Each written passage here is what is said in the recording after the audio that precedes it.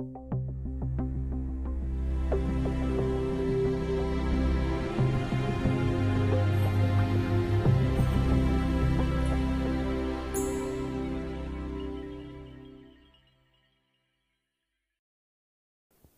buenas noches. Aquí estamos en la clase de Cristología, el estudio acerca de la persona de Jesucristo. En esta noche tenemos un gran regalo para todos ustedes. Es una Biblia. Tienen una Biblia sobre la mesa, ¿verdad? Hay que abrir la Biblia y busquemos, por favor, el libro de Filipenses, capítulo 2. Y vamos a estar estudiando Cristología, o la naturaleza de Jesucristo, desde este libro de Filipenses, en especial, capítulo 2. Este capítulo es uno de los varios, entre como unos seis capítulos, que nos dan una descripción detallada acerca de la persona de Jesucristo en cuanto a sus dos naturalezas. Ya hemos estudiado el hecho de que Cristo tiene dos naturalezas. ¿Cuáles son? La divina y la humana. Y también hemos estudiado varios errores históricos en cuanto a la identidad, la naturaleza de Jesucristo. Y algunas de estas herejías empiezan de abajo, o es decir, empiezan con un hombre que es como cualquier otro hombre. Y lo que pasa después es lo que pasa después. Algunos dicen que el Espíritu Santo cayó sobre él y él empezó a cambiar en cuanto a su naturaleza. Empezó a crecer hacia la divinidad. Sabemos que este es un error y podemos ver en mucho detalle aquí en capítulo 2 de Filipenses que en verdad la identidad de Jesucristo, la fuente de Jesucristo, no empieza de abajo, sino de arriba, porque ya hemos visto que Jesucristo es una persona eterna. También hablamos de una característica, un atributo de Jesucristo que se llama preexistencia. Es decir, que Cristo preexistía, según este término, ¿qué? Preexistía antes de la concepción, ¿verdad?, de María. Entonces ya preexistía como la persona de Dios, la segunda persona de la Trinidad. Y por supuesto, bíblicamente hablando, según esta doctrina, Cristo tomó otra naturaleza, otra por completo, la humana, en su concepción dentro del vientre de María. Muy bien, vamos a orar. Y antes de orar, quisiera decirles que no nada más vamos a enfocar en lo teológico de este tema, pero también en lo práctico. El apóstol Pablo nunca enseña un concepto teológico por sí. Siempre tiene una aplicación. Y ustedes van a ver con claridad el momento en que yo empiezo a leer el texto, cuál es la aplicación. Muy bien, vamos a empezar con oración y luego vamos a empezar a leer el texto. Oremos, por favor.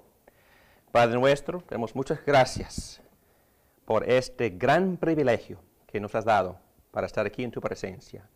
Gracias por esta reunión, por los hermanos en Cristo y por el ánimo que nosotros recibimos el uno del otro en el cuerpo de Cristo. Gracias por los dones en particulares que cada quien tiene. Gracias por la manera que cada persona edifica a otra. En especial, te damos muchas gracias por tu palabra y también por el Espíritu Santo que inspiró estas palabras. Te pedimos en esta noche que el mismo Espíritu que inspiró al apóstol Pablo, que también nos inspire, que nos ilumine a nosotros para poder entender lo que este apóstol Pablo escribió bajo la guía del Espíritu Santo. Por favor, ayúdame a mí a enseñar con la llenura de este Espíritu para poder hablar con claridad y para que los que me escuchen sean animados en Cristo.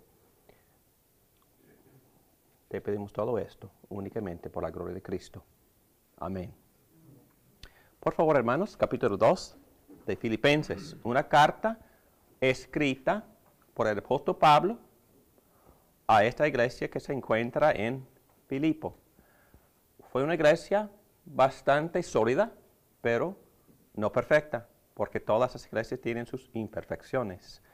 No era una iglesia sumamente problemática, pero sí tenían sus problemas, sus áreas de necesidad espiritual. Y ustedes van a ver de inmediato cuáles son. Versículo 1. Por tanto, si sienten algún estímulo en su unión con Cristo, algún consuelo en su amor, algún compañerismo en el espíritu, algún afecto entrañable, llénenme de alegría teniendo un mismo parecer, un mismo amor, unidos en alma y pensamiento. No hagan nada por egoísmo o vanidad. Más bien, con humildad, consideren a los demás como superiores a ustedes mismos. Cada uno debe velar no solo por sus propios intereses, sino también por los intereses de los demás. La actitud de ustedes debe de ser como la de Cristo Jesús, quien, siendo por naturaleza de Dios, no consideró el ser igual a Dios como algo a que aferrarse. Por el contrario, se rebajó voluntariamente, tomando la naturaleza de siervo y haciéndose semejante a los seres humanos. Y al manifestarse como hombre, se humilló a sí mismo y se hizo obediente hasta la muerte, y muerte de cruz. Por eso Dios lo exaltó hasta lo sumo y le otorgó el nombre que está sobre todo nombre, para que ante el nombre de Jesús se doble toda rodilla en el cielo y en la tierra, y debajo de la tierra, y toda lengua confiese que Jesucristo es el Señor, para gloria de Dios Padre. Quisiera leer también dos textos más. Vamos a buscar en capítulo 1, versículo 27. Dice así: pase lo que pase, compórtense de una manera digna del Evangelio de Cristo. De este modo, ya sea que vaya a verlos o que estando ausente, solo tenga noticias de ustedes, sabrá que siguen firmes en un mismo propósito, luchando unánimes por la fe del Evangelio. Y capítulo 4, en este momento, versículo 2. Ruego a Evodia y también a Sintique que se pongan de acuerdo en el Señor. Ok, muy bien. Entonces, según estos textos, ¿cuál es el desafío o el pequeño problema que existe en la iglesia en Filipo? Según estos textos que he leído. No hay unión entre los creyentes. Hay un problema de unión entre algunos, en este caso, de las hermanas en la iglesia, porque estos nombres son nombres para mujer, ¿verdad? Evodia y también Sintique. Y lo interesante de todo esto es, bueno, sin desarrollar el concepto, lo voy a mencionar nada más. El apóstol Pablo nos presenta una enseñanza bien profunda acerca de la cristología con el propósito de ¿qué? De estimularnos hacia la unidad. Interesante, ¿no? Entonces, el versículo clave que nos hace entender esto es: la actitud de ustedes debe ser como la de Cristo. Entonces, si vamos a tener unidad en el cuerpo de Cristo, tenemos que imitar y poner en práctica la actitud de ¿quién? De Cristo mismo. Entonces, vamos a ver cómo el apóstol Pablo desarrolla la cristología, cómo el apóstol Pablo desarrolla y basado en la encarnación de Cristo, basado en la humillación de Cristo, el apóstol Pablo nos está estimulando a que luchemos para la unidad. Muy bien. Y ustedes tienen sus notas y trabajamos muy duro para presentarles esas notas, pero aquí también es el bosquejo, Filipenses 2, 1 a 11, y ahora y entendemos que el tema central de todo el texto, y en un sentido de todo el libro, es una carta de 4 capítulos, el tema central es el de la unidad. Ahora el contexto, ya hemos leído varios textos, entendemos en este contexto, vamos a leer otra vez los primeros 2 versículos, capítulo 2. Por tanto, si sienten algún estímulo en su unión con Cristo, algún consuelo en su amor, algún compañerismo en el Espíritu, algún afecto entrañable, llénenme de alegría teniendo un mismo parecer, un mismo amor, unidos en alma y pensamiento. Entonces aquí tenemos el contexto de este tema, la unidad. Y el contexto es un contexto del ministerio. El apóstol Pablo está animándoles a que luchen para la unidad. Y dice aquí en las notas, una de las metas que tenemos al estudiar la doctrina de Cristo es dedicarnos a los pasajes clásicos. Los grandes pasajes cristológicos, estoy aquí en la página 46 en sus notas. Los grandes pasajes son de Juan, ya hemos estudiado Juan, hemos también estudiado varios textos en Colosenses, varios textos en Hebreos, ya hemos estudiado, y aquí estamos en Filipenses 2. Vamos a Filipenses 2 porque afirma muy claramente la encarnación en medio de afirmar otras cosas buenas también. Ahora el contexto en el cual el apóstol Pablo desarrolla la encarnación, desarrolla su enseñanza acerca de la identidad de Jesucristo en cuanto a sus 2 naturalezas con el propósito de animarnos hacia la unidad. El contexto es este. Hemos dicho que la Biblia enseña la preexistencia de Cristo y la encarnación del Hijo de Dios. Ahora vamos a mirar como ejemplo un pasaje que enseña la encarnación. Primero veamos brevemente el contexto. Y otra vez dice estos 2 versículos. Por tanto, si sienten algún estímulo en su unión con Cristo, algún consuelo en su amor, algún compañerismo en el Espíritu, algún afecto entrañable, llénenme de alegría teniendo el mismo parecer, el mismo amor, ustedes unidos en alma y pensamiento. Bueno, ¿qué es lo que el apóstol Pablo quisiera promover aquí en este ministerio? Quiere promover la unidad y también quiere dar lo que se llaman los incentivos o las motivaciones. Y la congregación en Filipos era mucho más sana que la que estaba en Corinto. Ya hemos visto que es una congregación bastante madura. Pero muchas personas dicen, bueno, yo quisiera que nuestra iglesia fuera así como la del primer siglo. Bueno, está bien decir eso, pero hay que hacer otra pregunta. ¿Quieren imitar cuál? ¿La de Corinto? ¿La de Filipo? ¿La de la iglesia en la iglesia de los colosenses? Entonces, ¿cuál? Porque todas esas iglesias tienen sus retos, sus desafíos y sus problemas y sus errores. Pero en esta iglesia hemos visto que 2 señoras estaban en un conflicto. Faltaban la armonía entre estas hermanas. Y son muy buenas hermanas, dice el apóstol Pablo. Dice que están muy trabajadoras, muy fervientes en el servicio al Señor, pero por algún motivo u otro no andan bien entre sí. Y el apóstol Pablo reconoce este desacuerdo y por eso él dice, y a ti mi fiel compañero te pido que ayudes a esas mujeres que han luchado a mi lado en la obra del Evangelio junto con Clemente y los demás colaboradores míos cuyos nombres están en el libro de la vida. ¿Qué les parece tener su nombre en la Biblia con este tipo de conflicto?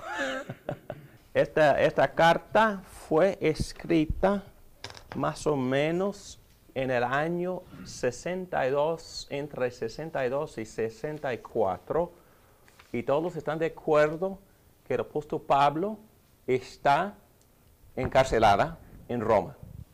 Es una de las teorías, pero es una muy buena teoría porque él mismo dice al principio de esa carta que está encarcelado. Y él está escribiendo esta carta desde la prisión y todavía quiere animar esta iglesia. El apóstol Pablo también la había fundado junto con otros compañeros, socios, apóstoles, pero habían ido ahí. Y la historia de la fundación de esta iglesia se encuentra en el libro de los Hechos, capítulo 16. Y también habla de 3 familias que el apóstol Pablo había ganado por sus predicaciones hechas en público. Y estas 3 familias se habían reunido y habían atraído a otras familias y establecieron una iglesia bastante sólida y bastante generosa, porque esta iglesia también es una de las muy pocas que apoyaban al apóstol Pablo de manera financiera. Y aún en este mismo libro, en esta misma carta, hay un mensajero que había ido desde Filipo a Roma para también atender las necesidades del apóstol Pablo. O sea, entiendo que después de Cristo, de su resurrección, vienen varias iglesias, como la de los Corintios, los Filipenses, básicamente todas siguiendo a Jesucristo, pero de diferentes maneras. ¿Es lo que puedo interpretar? Sí, es que después, no había ningún movimiento antes de la resurrección, por supuesto, y ni antes del día de Pentecostés, en el cual había venido el Espíritu Santo. Y cuando el Espíritu Santo vino, los apóstoles empezaron a predicar. En su primer sermón, el sermón del apóstol Pedro, se convirtieron 3,000 personas. Y un poco más adelante también predicó otra vez y se convirtieron 2,000 más. Entonces la iglesia empezó a crecer rápidamente y poco a poco se expandía más allá de Jerusalén. Y otros habían ido también por las persecuciones, se habían huido de Jerusalén y cuando corrían predicando las buenas nuevas de Cristo. Y las iglesias empezaron a brotar en todos lados. Y inclusive en Roma, cuando el apóstol Pablo fue allá, ya había establecido una iglesia allá. Y no fue por ningún apóstol que nosotros conozcamos, sino por los cristianos generales, ordinarios, que habían ido allá y establecieron una iglesia. Entonces, las iglesias se fundaron de ambas maneras. Primero por los apóstoles, por los equipos de misioneros que viajaban a todas partes del Imperio Romano estableciendo iglesias. Pero también las iglesias empezaron a establecerse espontáneamente. ¿Ok? Pero aquí estamos. Y la idea central de todo esto es que sí, estamos hablando de teología, pero la teología que también estimula una aplicación bastante práctica. Muy bien, busquemos también en página 47, en sus notas, unidad, sobre todo, todavía estamos hablando de unidad, pero ahora de la motivación, o esta palabra que veo aquí, incentivos. ¿Cuáles son los incentivos? Entonces, ¿por qué nos importa la unidad? En otras palabras, ¿qué es lo que me motiva para vivir en paz, en armonía con mis hermanos? Y aquí también vemos que el apóstol Pablo menciona un mismo parecer, un mismo amor, unidos en alma y pensamiento. Y en otras palabras, basado en estos incentivos, entendemos que porque hemos experimentado el amor del Padre, nosotros, por creer en Cristo, hemos experimentado el amor del Padre y también este amor que hemos experimentado del Padre debe de estimularnos a amar y buscar armonía con los demás hermanos. También en todo este párrafo, el primer párrafo del capítulo 2, el apóstol Pablo menciona los varios miembros de la Trinidad. Entonces, él habla acerca de la comunión que ellos han estado experimentando y nosotros entendemos, y es uno de los temas teológicos que hemos tocado, que también por la misma Trinidad por la armonía que existe entre Padre y Hijo, Hijo y Espíritu, Padre y Espíritu, por la armonía, por la comunión que existe entre Dios Padre, Dios Hijo y Dios Espíritu Santo, y por invitarnos a participar en esa comunión de la Trinidad. En sí, esa experiencia de participar en la comunión de la Trinidad debe de estimularnos a buscar paz, armonía y unidad entre el cuerpo de Cristo, porque el cuerpo de Cristo debe imitar la comunión que existe dentro de los miembros de la Trinidad. Y por la gracia misma también que hemos recibido, debemos de amar, perdonar y buscar establecer reconciliación con cualquiera con quien tengamos problema. Incentivos, la gracia de Dios. 2, áreas. Bueno, áreas en las cuales es necesario buscar y mantener unidad. Bueno, en todas las áreas del ministerio. Y sin leer este párrafo, vemos otra vez un mismo parecer, un mismo amor, unidos en alma y pensamiento. El apóstol Pablo quiere que nosotros tengamos el mismo amor de Dios en el cuerpo de Cristo, que nosotros estemos unidos en nuestras actitudes, en nuestras metas, en el ministerio, nuestros propósitos en la iglesia. Y él dice que tienen que estar tirando en la misma dirección para la gloria de Dios, para la salvación de personas perdidas también. Entonces, las áreas, unidad de misión, unidad de metas, unidad de dirección, unidad en amor en la familia. ¿Ok? Muy bien. El camino del Señor, o en otras palabras, ¿qué es lo que nosotros aprendemos de Jesucristo mismo en busca de la unidad? Bueno, versículos 3 y 4.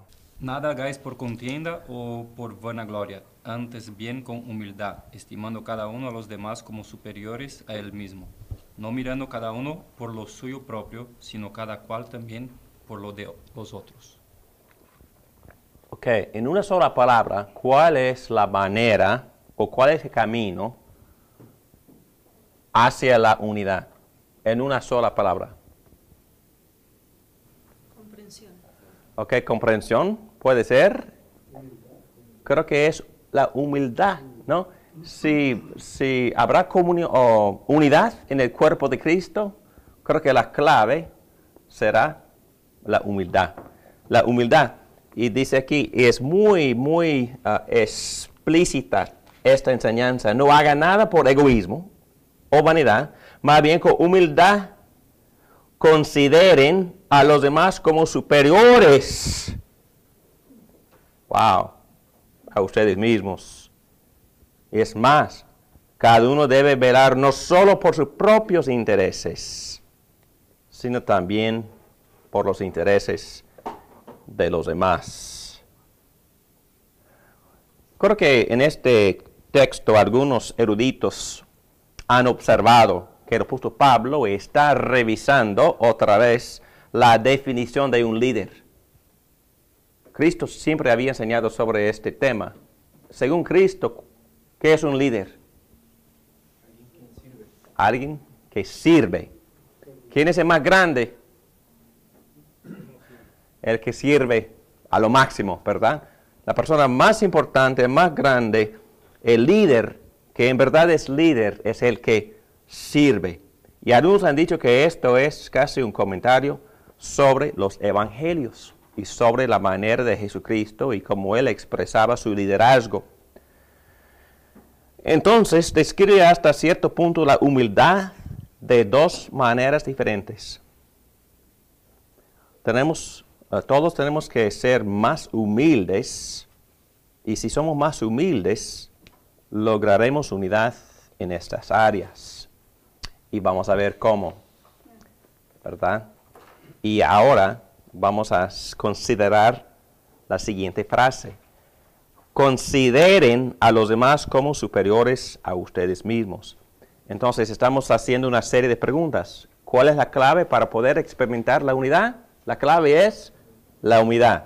Y ahora vamos a estar definiendo lo que es la humildad. Y según el versículo 3, con humildad consideren a los demás como superiores a ustedes mismos. Es precisamente lo que ustedes estaban pensando cuando llegaron esta noche, ¿verdad? Estábamos mirándose los unos a los otros pensando, toda esta gente es superior a mí, ¿verdad? Ustedes llegaron pensando así, ¿no? Esta noche, sí. Yo sé que así estaban pensando. A veces nosotros también, digamos, confundimos lo que es humildad con lo que es pobreza. Porque nosotros decimos, esa persona es humilde porque de repente hay de escasos recursos. Pero yo creo que ese no es el punto, porque la humildad es otro factor que debe estar representado en nosotros, no el síntoma de pobreza. No sé si usted lo ha escuchado esto en otras personas diciéndolo así.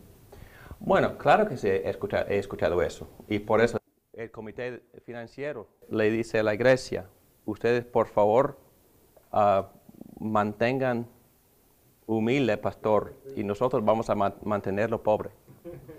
¿Okay? No, es que eso es muy común. Sí. Y bueno, pero bíblicamente hablando, ¿quién fue la persona más humilde de toda la historia del mundo? Bueno, aparte de Jesucristo, perdón. Pero la humildad es un don, ¿verdad? Estamos... Podemos tener la actitud de ser humilde, que yo creo que es educarnos en eso, pero en sí es un don. Ok.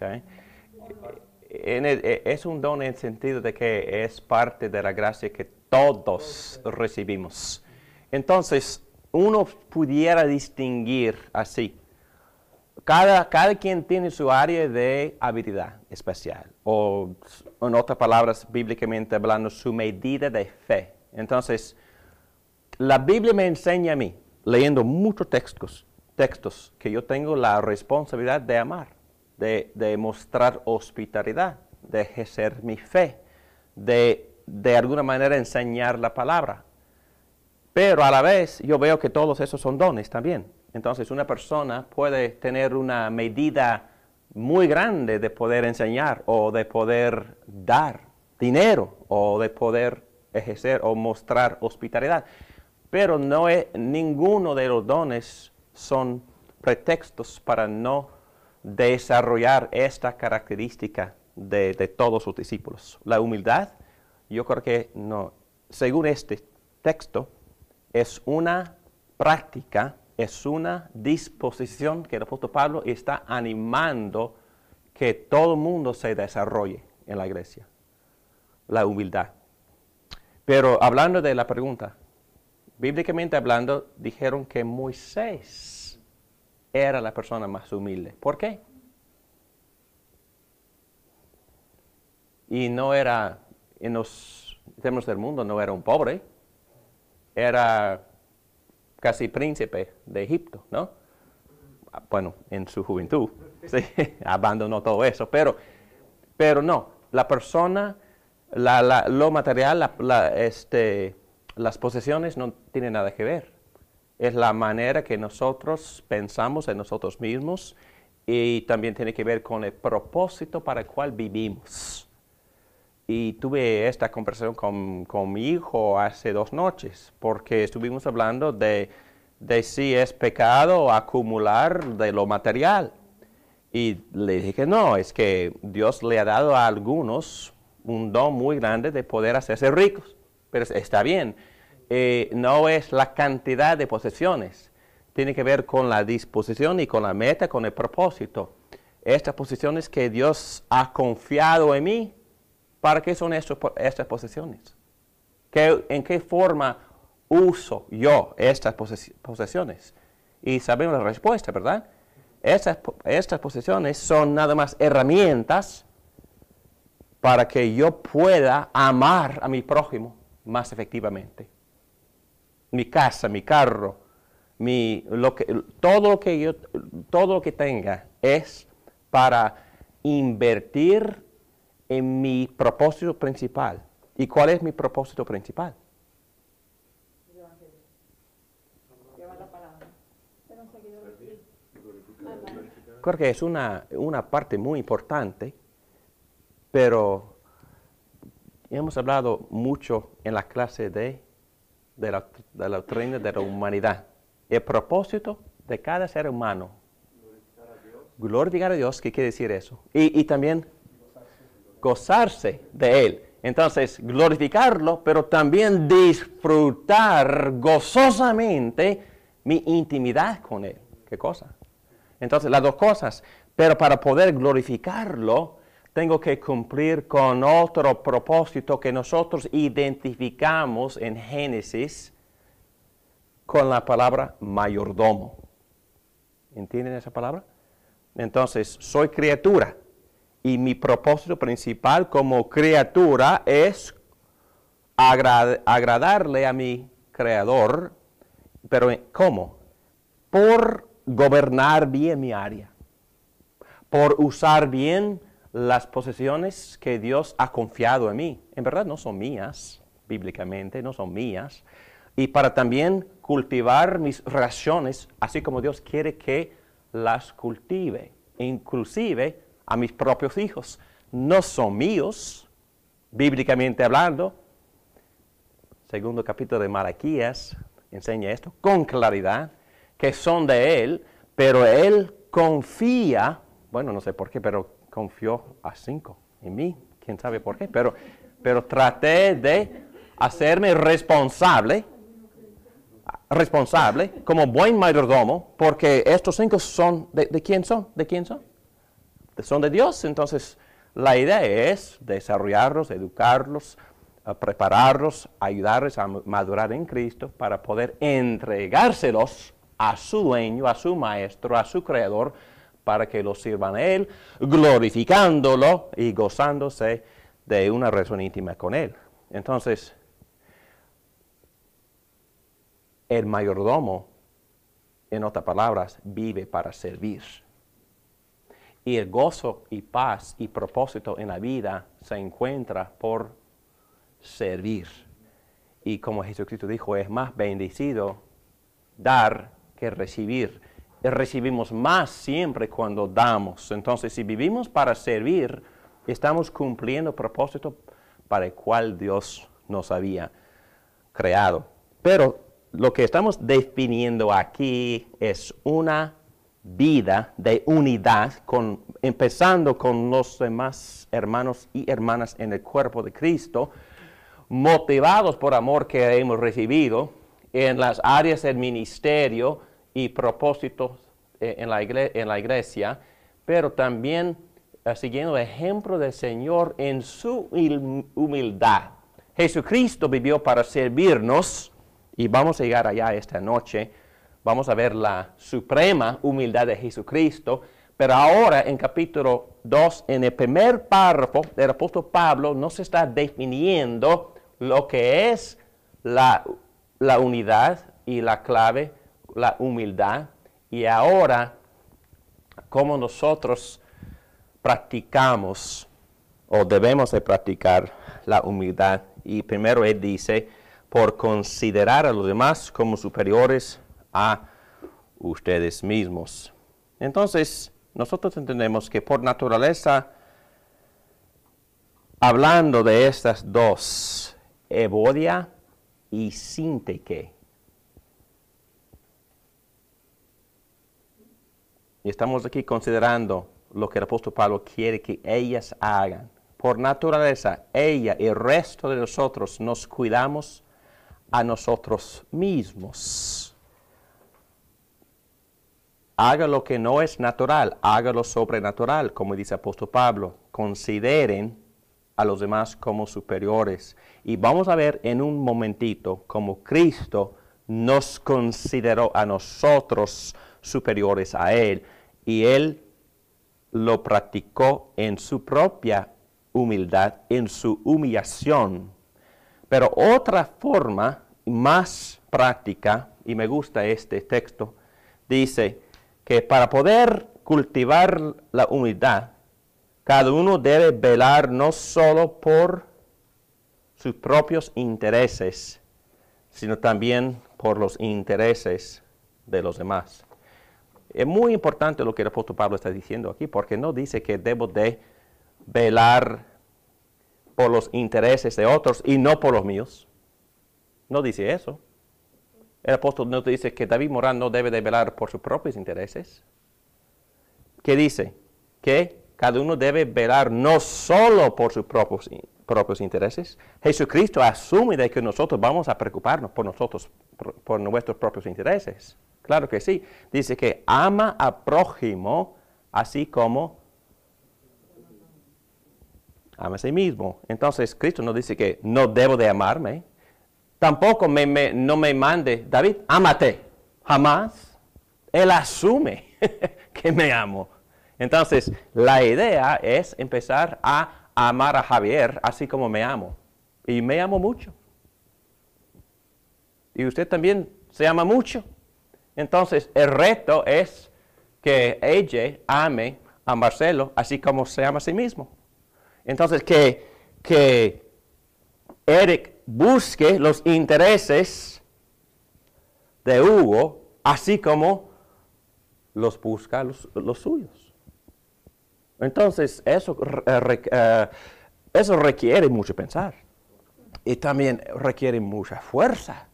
Y requiere una disposición de mucha intencionalidad.